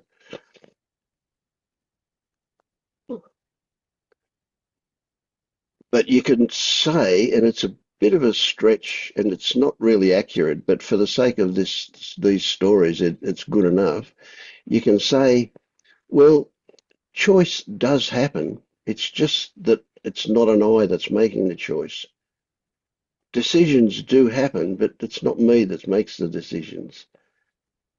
Control does seem to happen. It's just not me that's in control. Well, that gets a bit stretchy, that one, but still, that's one way to look at it, as a temporary way on the way out of these delusions altogether. And No, so I don't have the delusion that I have control. I'm just noticing that I don't have control. So the body that is a smoker's body needs the nicotine. Sometime will smoke. So I might smoke forever. you If might, the and environment, you something in might not, life, yeah. But yeah, I be might careful not. I when you might not. say, don't say it's the nicotine. I mean, the nicotine plays a part, of course, but many people have stopped smoking, so Yeah. nicotine's not that strong, is it? But it is No, strong. it's only 1 or 2 days. Then the Yeah, nicotine, it's not in the yeah, body. yeah, Yeah. exactly. Yeah, so all that. So what I But would for me, making an encourage, effort, to avoid nicotine for 2 days, it needs a stelios that has to control. mm, This is what tricks me. yeah, yeah, yeah. So don't try it. I don't Why? try. Yeah, It's just yeah. a question. Yeah. Get the illusion going of control. Yeah, yeah. Yeah, people love to say I'm in control when it works out according to their fantasy, but if it doesn't work out, Exactly. they don't ever want to say, "Oh, I wasn't in control." It's It's bad luck. somebody Yeah. else's fault. Yeah, yeah, Yeah. yeah. Yeah. So I really want to encourage this.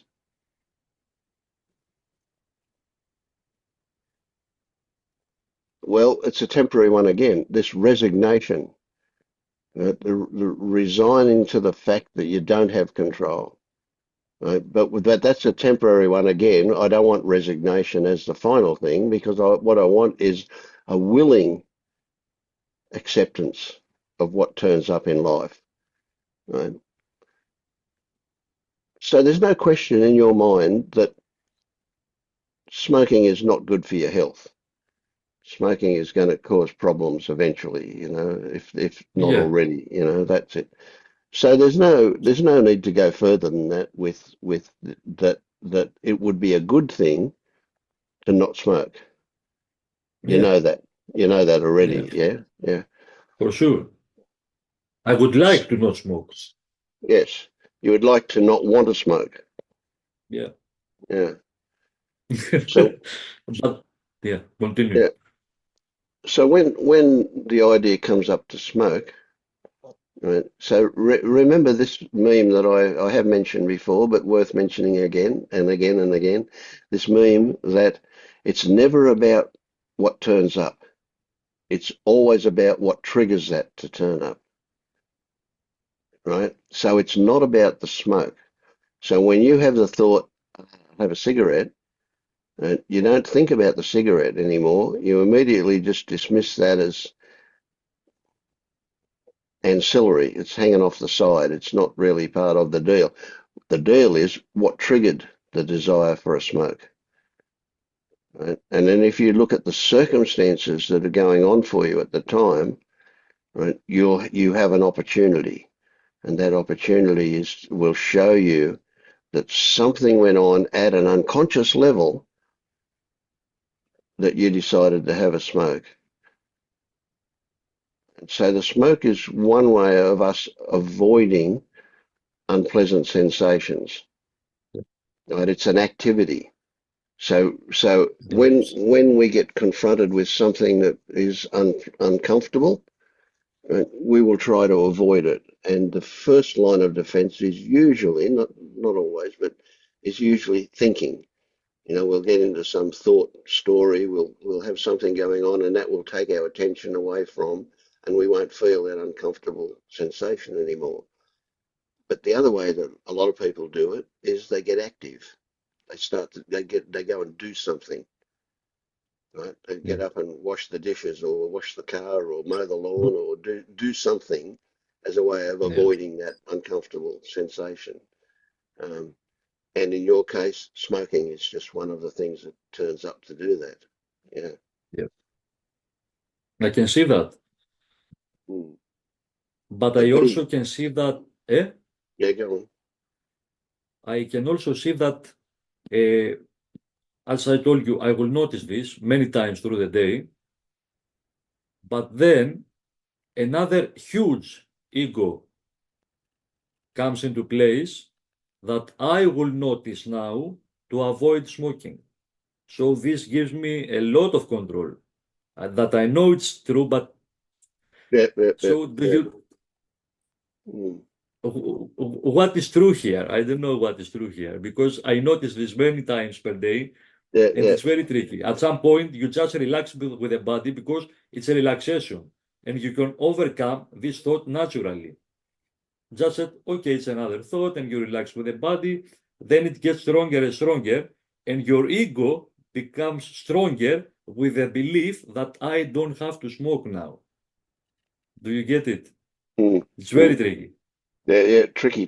Yeah, it's one on top of the other. Yeah, Yeah.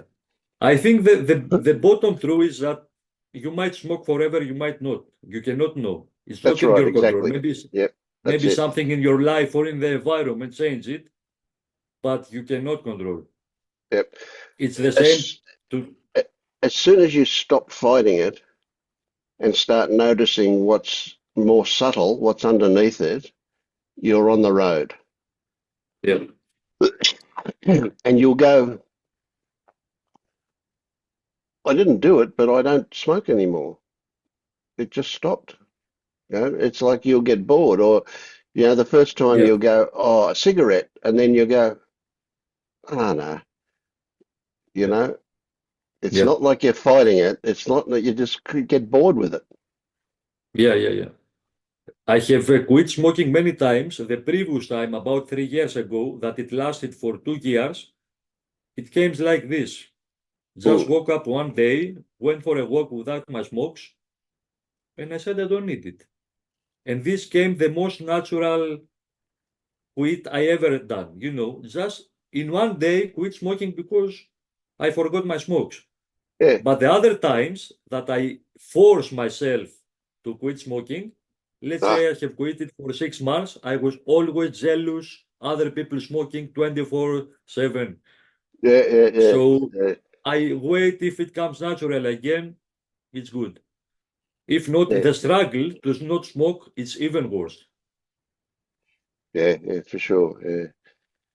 I don't know when it happened for me, but at a certain point, it went from smelling other people smoking and thinking, oh, yeah, I wouldn't mind one myself, to finding Yeah. it disgusting. I found the smell Disgusting. of Yeah. smoke on Yeah. somebody else totally Yeah. disgusting. Yeah. Yeah, yeah, crazy stuff. Yeah, the whole thing is like it's non-stop from the moment we wake up to the moment we go to sleep, and perhaps when we're asleep as well. But there's always this really, really interesting play going on, you know, about what we want and what we don't want, and how we're going to do Yeah. this and how we're going to do that, and when will it happen, and so on. Yeah, and it's like one thing I discovered that I just love everybody to share is just that although I don't make any decisions, it appears like life makes decisions for me all the time by just putting things in front of me to do. And so Yeah. when that happens, they just get done. And there's no effort, no resistance, just doing what's got to be done, you know. And it changes everything. It's so different. Mm. Yeah.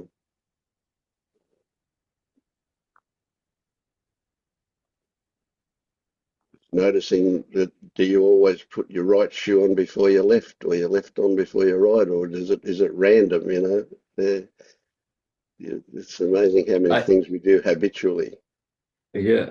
I think after you realize how it works, you just observe all the programs you have collected in your life. All Yes, the yeah, programs. It's yeah, just yeah, programs.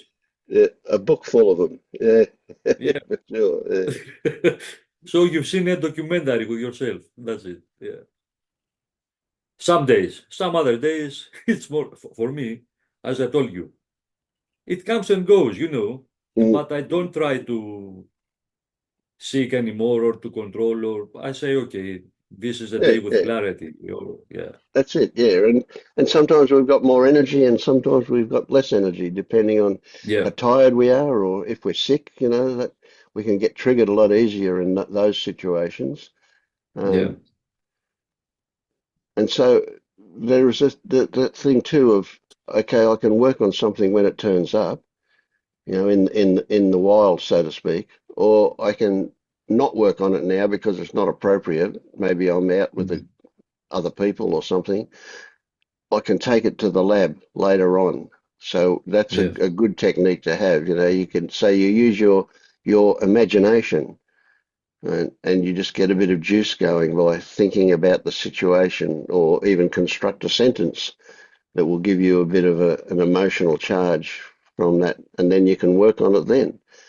So you don't have mm, to work on things in real time always, but it's always good yeah, to be able to do that. Yeah. yeah. Especially with other people, it's more difficult to work in real time. Yep. Yep. But if you see something that triggers you, I think you will take it home either you want it or not. If it's something big, you will carry it until the night that you will go home and it will still Absolutely. be Yeah. there. Yeah. Yeah. Yeah. And the good thing is things will keep coming back until they're dealt with. I've told you, I see so millions of programs that I think you will just uninstall until you die. There are so many, so many. I get, yeah, Since 3 years old, it's impossible to uninstall all of them. I don't know. yeah, Just exactly. I keep agree. watching the. Yeah, and whether we realize it or not, we're writing new programs as well. So some of those Yeah, will get outmoded after a while. They're only good for a short yeah, time. Yeah, yeah. This is a program that I also noticed, after seeing this thing, I think most of us try to install another program that I am here now, I'm awake, and I will observe what is going on, and I will feel my attention in the body. And this sometimes it becomes very obligated and not true and not yeah, relaxed. yeah, yeah, yeah. So it's a Just big program. they've It's a swapped big identities. program. Yeah, exactly. Yeah, Yeah. yeah. It's kind of the most difficult thing to be nothing. Yeah. Yeah. Mm. Yeah. It's not always easy. And it's a great adventure. Absolutely great Yeah. adventure. Yeah. Yeah. Yeah. It's not long ago I had this programming where the only correct place to be was present in awareness. So like if I wasn't present Yeah. in awareness, that is not correct. Oh, It well, was that wrong. would be Yeah. exhausting, that one. Yeah. I Yeah. was in the same place. I described this exactly this. It was a big program going on. Yeah. Yeah. I think I had more miserable time than before with this program. That Yes, now I'm for not in sure. the present moment. It was crazy. Yeah, that's a big one. Yeah, But I there's think another. it's also, They yeah, get, they go. continue. I think it's also part of the uninstalling going on. Still uninstalling. Yeah. Yes. Yeah. And one that I was going to mention that I caught myself doing a couple of times actually is, going, oh, I didn't respond to that. Good boy. Yeah. Yeah. Or on the opposite side, when you respond to something in the way that your old program, your new program would not like, let's say you respond something with anger, and then again you say that okay, bad boy, I should be in present moment, and it's both Yes, that, sides. that could be the Also, the case. good Yeah, boy and the yeah. bad boy. Well, I don't say bad boy anymore. I just say, oh, that was interesting. What's going on there? But Yeah, yeah, so the other way is a bit harder to pick up on. We want to congratulate ourselves. Yeah. yeah, with the good boy, it's harder. Yeah, yeah. But for me, at least for now, even if it happens to say, okay, I should not be angry, I very shortly realize that, okay, this has already happened. I could not Yeah, can change it. react That's right. differently Yeah, because yeah, maybe this program is still running. yeah, But some time ago, I will beat up myself. Why I got angry? And okay, this happened. yeah, yeah. That's a second Maybe, arrow. Yeah, that's yeah. the suffering. Yeah,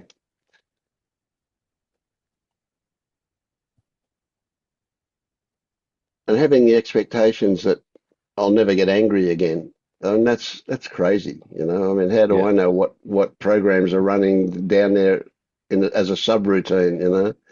I've got that's it. no Yeah, idea. yeah, Yeah, yeah. That's it. Because I thought when you see this, all the programs are uninstalled.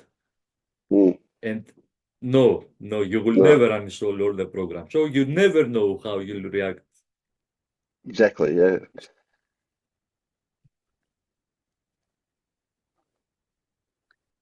So it's like playing the game with having no idea. In the Yeah. moment you are In the place that you have no idea, I think it's true. In the place that you think that I have idea because I can be in the present moment and this is a kind of control. Mm. Yeah, I don't even know what this present moment thing is. Like, I've thought about it lots and I've got no idea. Yeah. It's not anything in time. It's not anything to do with place. It's outside of known physics. I don't know what it is. Yeah. Maybe it's not anything. Who knows? For me, many times that I go deeper and deeper and deeper, that it comes naturally. I'm so relaxed that it comes. It's like it's just energy. I don't know how to describe. It's just some movement that in the moment you say, okay, there is movement going on, it's already gone. Yes. It's so tricky. It's so tricky to. Yeah. So maybe this is the present moment, but it's just empty energy moving. Like I don't know. Yep. Yep. Well, it's logical to me that, let's say, a mosquito lands on the back of my neck.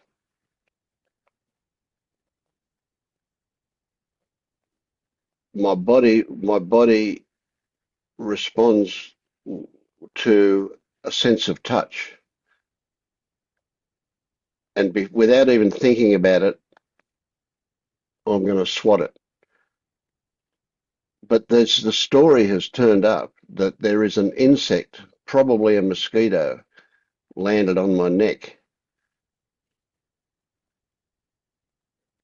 So what's the time difference between when the mosquito actually landed and the story turned up that made me want to swat it? I mean, we can talk about actual time, it might be milliseconds, but nevertheless, the touch happened, then the story happened, then the activity, the response to that happened. So there's a sequence of events that we're talking about. Can any of them be called now? Or we can say theoretically that when the mosquito landed, that instant, right, let's forget about the time it takes for the sense of touch to get to my brain and for it to be registered, but there is a sense of time involved in that. There is a delay. Mm-hmm. And then the story happens, and then the activity happens. And I would talk about all of that like it was all at one point in time. But in fact, there obviously is a sequence of it. But there's no point. Was the mosquito, when the mosquito landed, when the thought happened about it being a mosquito, when the swatting happened, we could only theoretically say that the moment of the happening was now for that. But it's meaningless because I wasn't aware of it in the now. By the time I became aware of it, there was a lag. It was memory. I was actually relating to memory about the touch.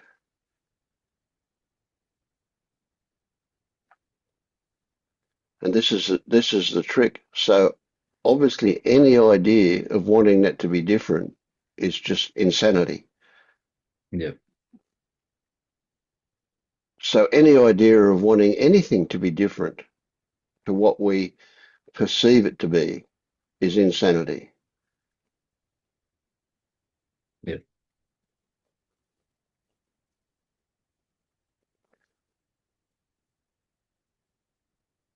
And I think even your hand touching your neck might also this not be because of the thought that something touches my neck. It was just an automatic reaction that then became a story. Because the body reacts in the present moment. Yeah, I agree. So maybe some other time you can stand it, some other time it was instantly that happened. And then you say, I have a mosquito, And some people might say that, okay, I should not react in the mosquito, but reaction already happened. Mm, mm. So that was it. I would imagine that automatic reaction got integrated into us at some point when there were Yeah. stories, right? And that story that makes the hand move doesn't visit the mind, so to speak, anymore. It's just an automatic reaction, but it was originally a story that was then taken over by the body. That's why it became automatic. Yeah. But you're right, I mean that then the story that it was a mosquito probably came after the swatting, that Yeah. justifies the swatting or something like that. Yeah, for sure. Yeah. So of course no story lives in isolation. Every story's got 10 stories hanging off it, and Connected. they all have a relationship with each other. Yeah.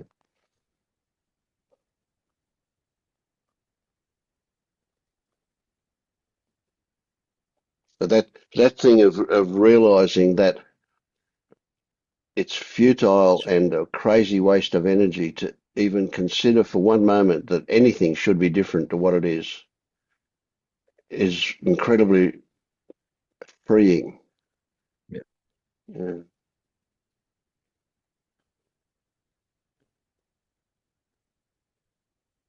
Yeah, I think that's the key to where you are. If there is acceptance, you are not lost in the stories. If there is not acceptance, you are lost in stories. Yeah, absolutely. Yeah, there'll be a lot of stories. Yeah. And we talk like one's good and one's not good.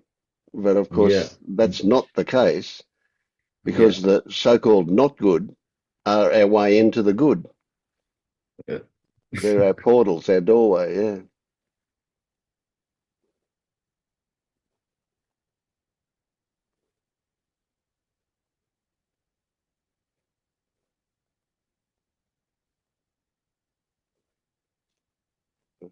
Bye, Marja. Yeah.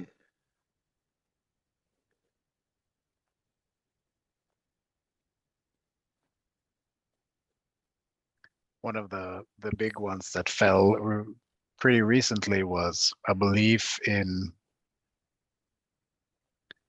I've always been hard on myself, so self-criticizing, and I was wondering what was the mechanics of that, and I saw that there was a belief that being hard on myself somehow would ensure that I reprogrammed that old program that I wasn't happy with. So like I believe that every time I lashed my own back, that Yeah, okay, I'll yeah. learn this time. Yes. And of course that isn't the case.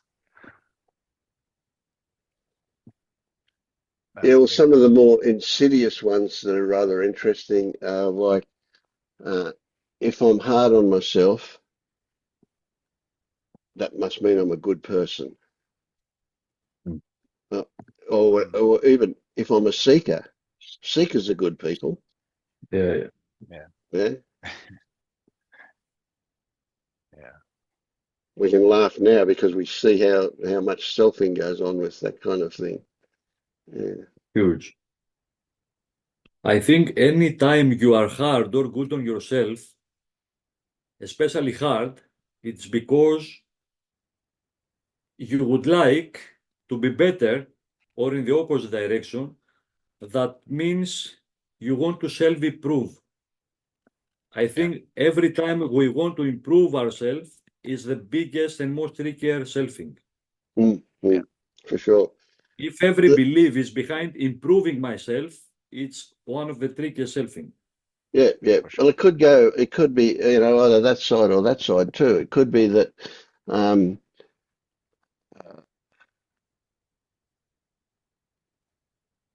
it could be that there's something missing it feels like there's something missing. It's not that not just an additive process where I want to bolster my ego by saying, it's good, but it could well be that that's a way of avoiding an unpleasant sensation.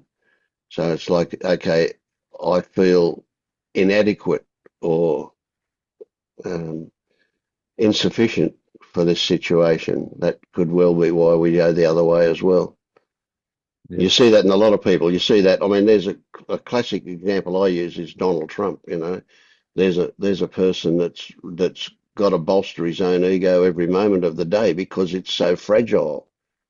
Mhm. It's what's missing.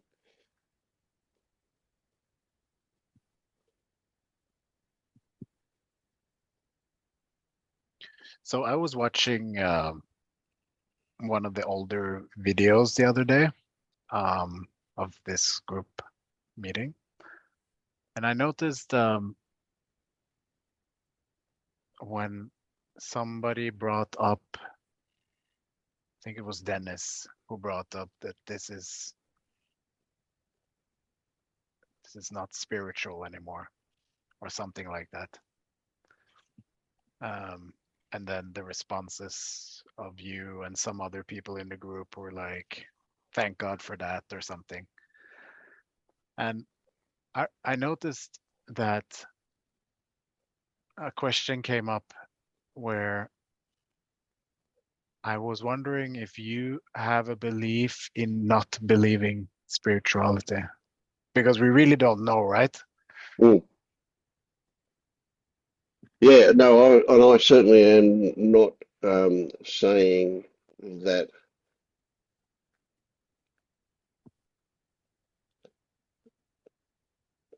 What I am saying, it's easier to say that, I think, than what I'm not saying is that,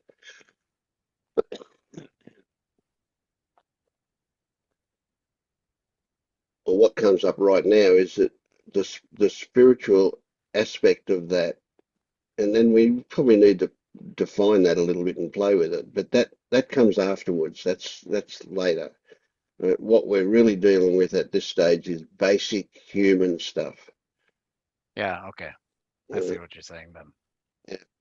So I'm not saying that there is no God or there is a God. I have no idea about that, and anything, but spiritual kind of leans into that. I mean, often they want to put religion and spiritual stuff together, Yeah. which kind of, and I think religion has got a lot to answer for in misdirection or whatever. What do they call it? Fake news. That's a lot of religions fit into that category for me. But I don't deny for a moment that all religions have good stuff as well. And most people who would consider themselves religious, calling myself out on this one before I even say it. I said most people. Let's say some people who see themselves as religious are good people for that reason. That's so even if it's just in their behaviour. So a lot of But a people lot are of them, hypocrites a lot too. of the good people, I would say, yes, they're good, but they're also stuck in a program that might keep them asleep. Yes, Yeah. absolutely, yeah, for sure, yeah. And if they're good because they're just avoiding going to hell, well, that's another story as well, isn't it? Yeah. One would In hope. my case, You go. yeah, continue. Sorry. No worries. You go. I'm bored of saying good or bad people, Mm. because good people might be Christians and good people are in jail. I just recognize now true people or not. So you might find a killer in a jail, and now it's more true than a Christian that Yes. believes in a Yep. dogma that killed half humanity. Yes. But Yeah. now, because of the rules of the God, he will not hurt you, but he is not true to himself. He just said this because he might go to heaven. So for me, this is bullshit. Yeah. Mm. I Yeah. prefer to Because see honesty and true people than good people. Yep. And I can even see, you know, somebody who's committed a heinous crime could still be a good person. Yeah, I You totally know? agree. Yeah. And might be awakened also. Could be, yeah, for Could be sure. That very doesn't true to himself. preclude anything like that. Yeah, you never know. Yeah. Just life happened for him to killing some. I don't know. It's very Yeah, we don't know everything, or of uh, course. or maybe after this experience, he saw the reality. You could never know Mm, what is the thing that will trigger someone to take down all his beliefs. mm, So these things are very, very triggering. So mm, it makes you discover. Maybe not, maybe, but also the thing to be spiritual or be in some religious, it yep, yep, requires a huge belief system that is the opposite of what we are trying to find there, that is what is true. yep. You guys talk together for a moment. I've just got to rush to the toilet. Okay. yeah, because I think that's where the problem comes up is the definition of spirituality. So I use the word spirituality to kind of separate from religion, Yeah. but have some label on whatever I can't explain, the magic as Vince calls it sometimes. Yeah. The magic, the mystery, anything. Yeah, I think the difference is that what all true spiritual teachers were trying to say is, some points to find this empty place that you have no really control over it. yeah, But if you follow a dogma or a belief or spiritual road to go there, you're already creating a big ego that I will get there. So yeah, it puts you in charge. So if you go there to see that it's empty, you might call it spirituality. But if you yeah, use spirituality to go to the empty place, it's very tricky. It's like another strong belief system. yeah. But it's. I agree, but I also see it as a big. It's the raft over the river to get us to where we are. I think Yeah, it's not something everyone needs, but it's helpful. Um, it's a helpful allure, I think, to get us to where yeah, we are today. Yeah, it is. And if you are lucky to have in your road, people with similar ideas like here, I think you are lucky, or you just attracted some really good vibrations according to you. But if you go into some people that they put you into visualizations and I think this is more tricky stuff because they put you even more into your fantasy world. yeah, And many people of them are not in the ground, are just in their fantasy, thinking that they have a huge power with their energy. So, but that is also what is, right? So you know what I mean? Like that is lifing in that way. yeah, Yeah. So so just to conclude that thought, Vince, I think what you call magic is what I call spirituality. So I use spirituality as a word or a label to separate it from from religion. The unexplainable, the magic that happens that we can't really understand. Yeah, it's like we can obviously take in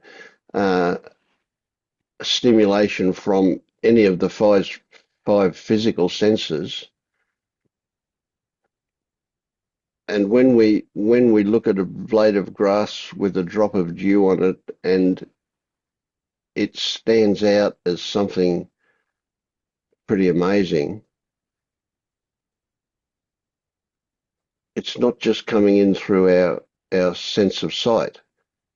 Something happens to the message on the way between the grass and the brain, or something that imbues it with that magic, that sense of awe, I think, is probably the best way to describe it. It's a different perspective. Yeah. Yeah, definitely. And it's something about that connection when you are there. It's a different connection from where you are quote unquote awake to not. So two different people looking at the blade of grass there's some different magical connection there. Yeah.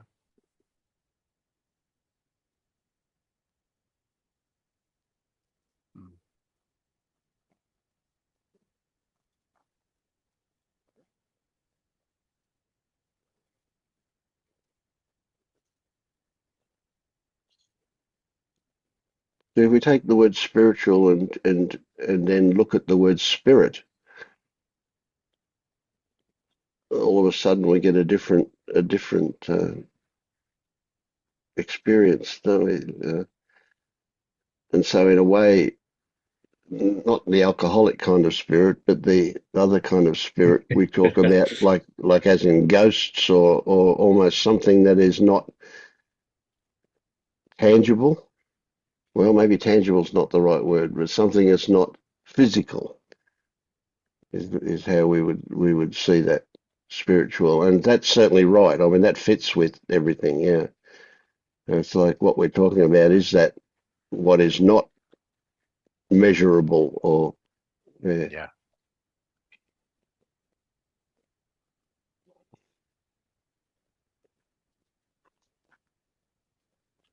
The all right. intelligence, maybe.